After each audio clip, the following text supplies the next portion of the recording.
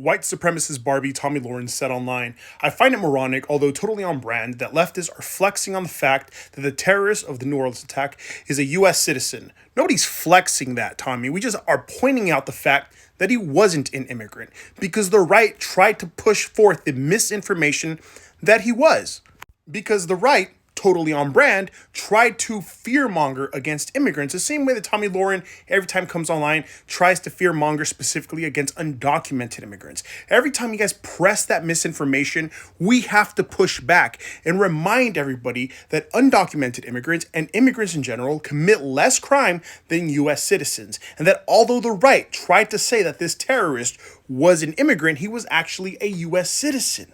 We always have to respond to the misinformation pushed forth by the right to protect ourselves, because your anti-immigrant rhetoric has already in the past led to tangible effects. Specifically, it has led to acts of violence against immigrants or communities usually associated with immigrants, such as the Hispanic community. For example, the El Paso shooting, where the right-wing rhetoric pushed on Fox News, by which I mean the great replacement and immigrant invasion rhetoric pushed by people like Tomi Lahren, led to an act of violence where the shooter specifically targeted Mexicans.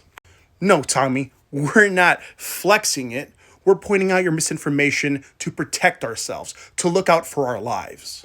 Because at this point, the conservatives have made this a matter of life and death.